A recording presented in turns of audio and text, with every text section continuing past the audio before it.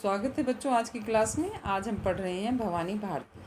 तो भवानी भारती ग्रंथ जो है किसने लिखा है, उसका वर्ण्य विषय क्या है, कितने उसमें पद हैं, ये सब हम इसके अंतर्गत पढ़ेंगे। तो महान क्रांतिकारी तथा सशस्त्र क्रांति द्वारा भारत की आज़ादी हासिल करने का स्वप्न देखने वाले श्री अरविंद घोष द्वारा 99 पदों से युक्त यह खंड काव्य 1906 ईस्वी में कोलकाता के अलीपुर कारागार में लिखा गया। ये जो ग्रंथ है कारागार में लिखा गया। ये अपने जीवन के प्रारंभिक वर्ष में अरविंद घोष सशस्त्र क्रांति द्वारा ही भारत की आज़ादी का स्वप्न देखते थे।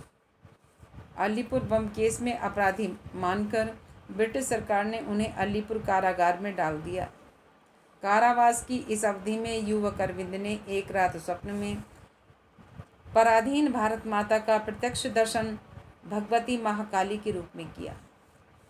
भगवती के रूप में भारत माता अरविंद को लक्ष्य बनाकर अपनी संतति भूता, जैसे अपनी संतान से कहते हैं, भारतीय जनता को उसके स्वर्णिम अतीत का स्मरण कराते हुए स्वतंत्रता प्राप्ति हेतु प्रेरित करती है।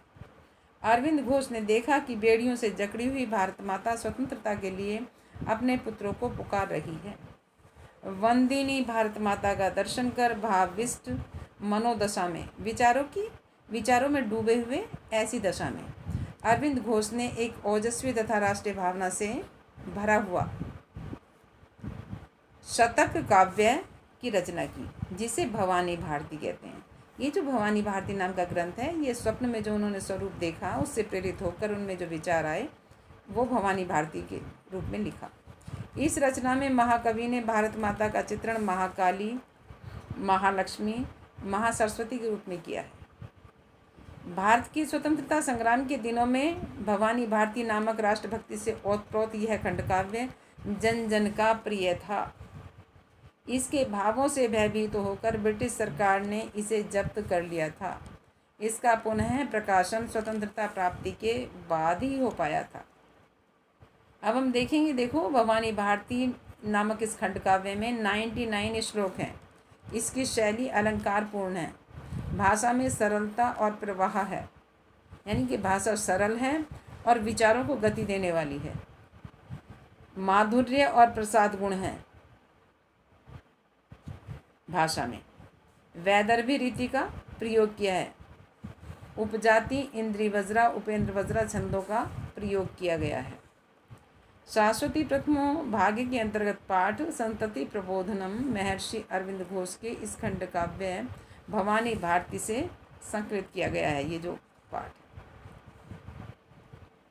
इस पाठ में भारत माता परतंत्रता एवं अज्ञान अंधकार के बंधनों में जकड़ी अवमाननाग्रस्त अपनी जो अतीत का जो अच्छा समय था उस स्वर्णिम अतीत का स्मरण कराते हुए उन्हें प्रेरित करती हैं कि वे अपनी निद्रा का त्याग करें। जो भारत के वीर हैं या भारतवासी हैं, आर्य देश के रहने वाले हैं, भारत को एकता के सूत्र में बांधते हुए सारे भारतवासी अपने पराक्रम से राष्ट्र को पराधीनता के बंधन से मुक्त कराएं। तो बच्चों, ये आप पढ़ रहे थे भवानी भारती, आपकी समझ में आ गया। आप इसकी टिप्पणी को लिख लेंगे और याद कर लेंगे।